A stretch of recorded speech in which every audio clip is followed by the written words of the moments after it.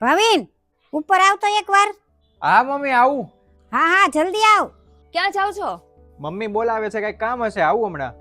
અરે પણ આ વાતાવરણ જોયું છે, વરસાદની આગાહી છે. જો વરસાદ આવશે ને તો તમે પલળી જશો ને બીમાર પડશો. મમ્મી તો બોલાવ્યા રાખે, એનું કે બહુ સાંભળવાનું ન હોય. એને કામ શું છે?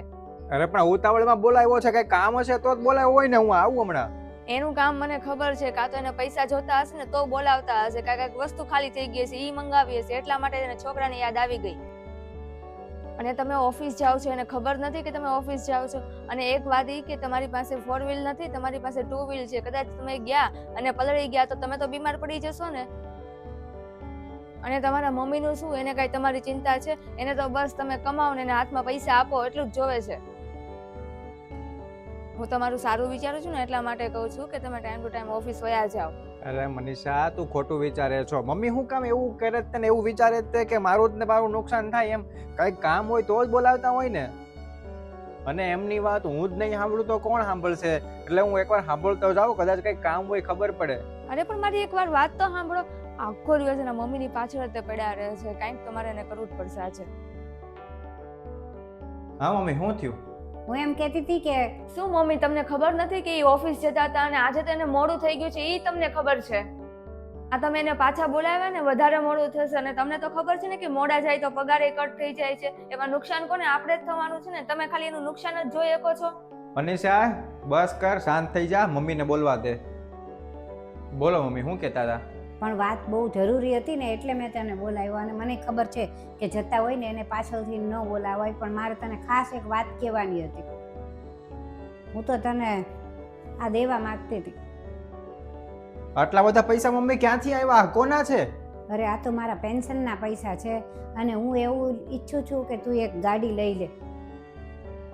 એટલા બધા તો નથી મારી પાસે, પણ તારે કાર લેવાની છે ને એનું ડાઉન પેમેન્ટ આપી દેજે. તે આજ સુધી મારી પાસે કાંઈ નથી માંગ્યું. ઉલટાનું મને તો બધું દેતો જ રહેશ. જ્યારે હોય ત્યારે મારી દવા બધી લાવી દે, મારે જે કાંઈ જોતું હોય એ બધું લાવી દે. કેટલું મારું ધ્યાન રાખેશ, તો હું આટલું ન દઈ શકું?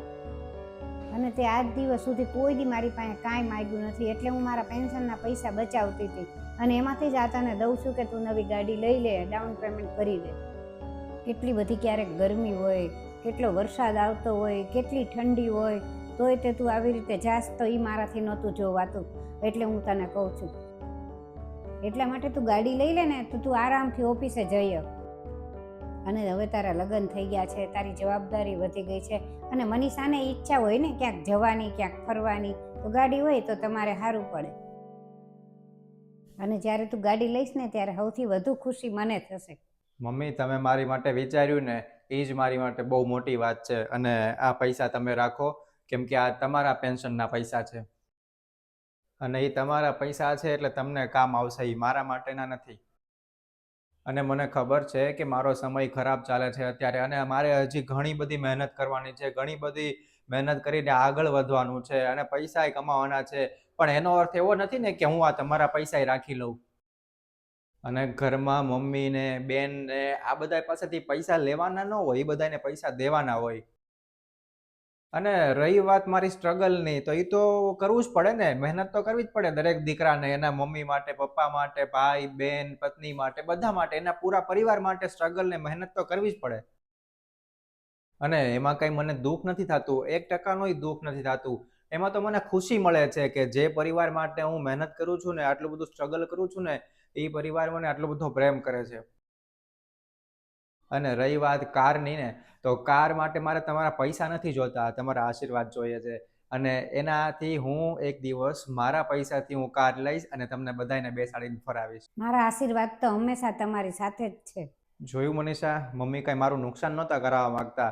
અને મમ્મી તો ઠીક, પણ દુનિયાની કોઈ પણ માં પોતાના દીકરાનું કઈ નુકસાન ન કરાવવા માંગતી હોય. અને એ જગ્યાએ કદાચ તારા મમ્મી હોત ને, તો તારા મમ્મી પણ તારી માટે સારું જ વિચારે. એ કઈ ખરાબ કે નુકસાન થાય એવું ન વિચારે.